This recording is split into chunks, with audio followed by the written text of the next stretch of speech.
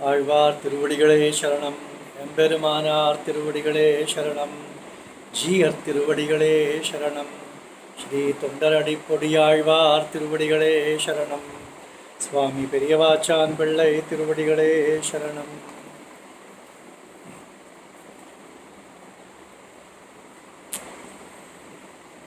पूर्व अभी पासुरम संख्या 26 है. 25वां पासुरम में आழ்वार ने कहा कि कर्म ज्ञान भक्ति आदि त्रैवर्णिक जो कर सकते हैं वो सब मुझ में नहीं है, ऐसा उन्होंने कहा. तब भगवान ने पूछा, ठीक है, त्रैवर्णिक व्यक्ति ने जो नहीं कर पाता है वो ने जो कर पाता है वो तुम नहीं कर पाते हो, ठीक है, परंतु सबको ही कर सकता है ऐसा अर्चन वंदन स्तुति करना, ये तो कर सकते हो, कोई भी कर सकता है, तो इसके लिए वर्ण की कोई बंधन नहीं है. तब आழ்वार कहते हैं वह भी मुझ में नहीं है. போதெல்லாம் போது கொண்டூன் புன்னடி புனைய மாட்டேன், தீதிலா மொழிகள் கொண்டூன் திருக்குணம் செப்ப மாட்டேன், ஆதலால் நெஞ்சம் அன்பு கலந்திலேன் அது தன்னாலே ஏதிலேன் அரங்கற்கு எல்லே என் செய்வான் தோன்றினேனே.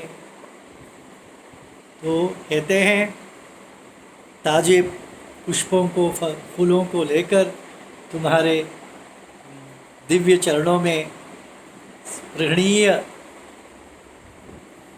भोग्य चरणों में मैंने अर्पण नहीं किया, कभी भी नहीं किया. और क्योंकि यदि ये ऐसा काम करना है तो मुझ में शक्ति नहीं रहती,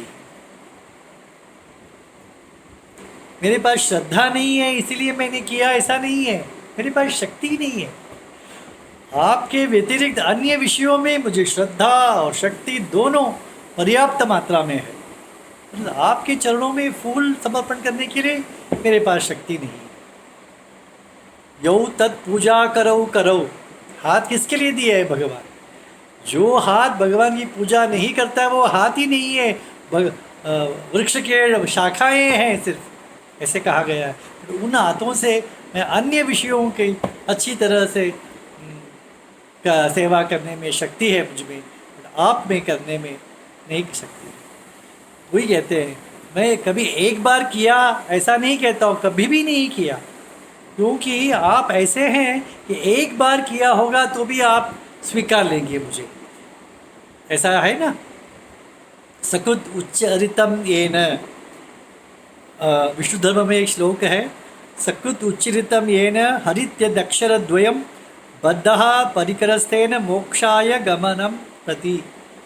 कहते हैं एक व्यक्ति ने हरि ऐसा 2 अक्षर को उच्चारण कर लिया तो मोक्ष के लिए जो करना है वो सब उसने कर लिया.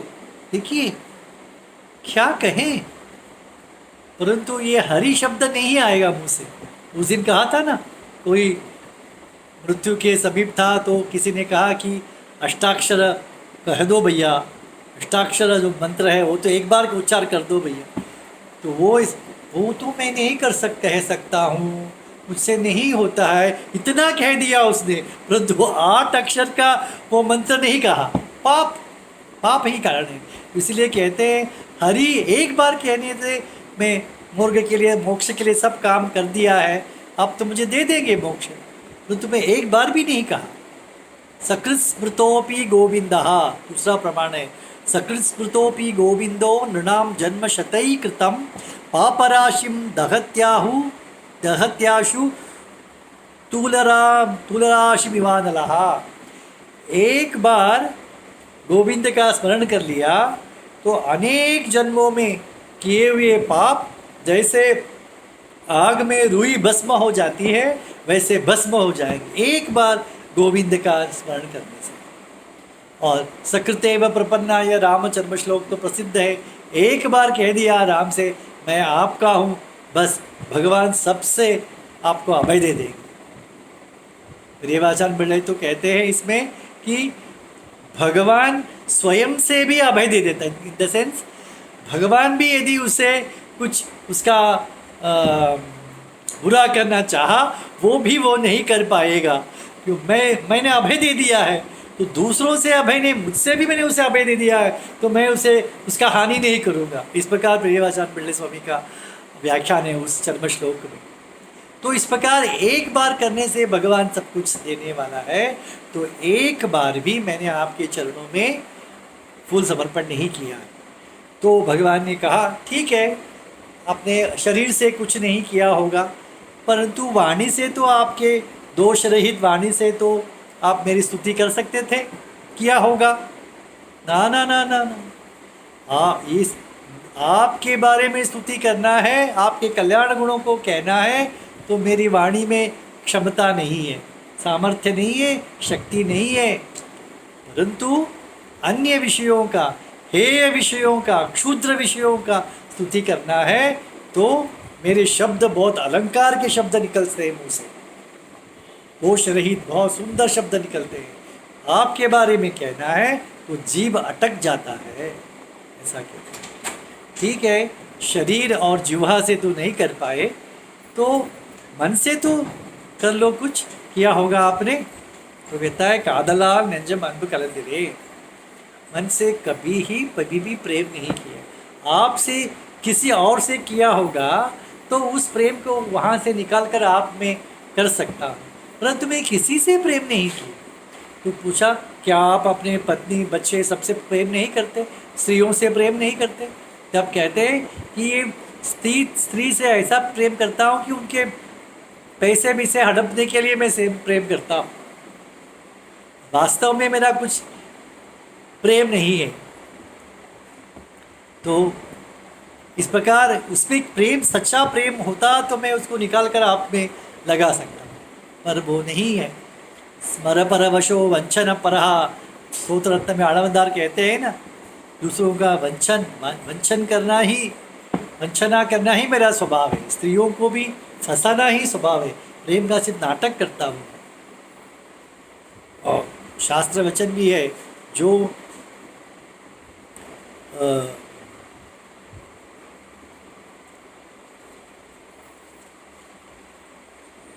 मित्र, बंधु, पत्नी, बच्चे, इन अपने बेटे, अपने माता पिता, इनसे पैसा का इच्छा करता है, वो भक्त नहीं है, ऐसा कहा गया।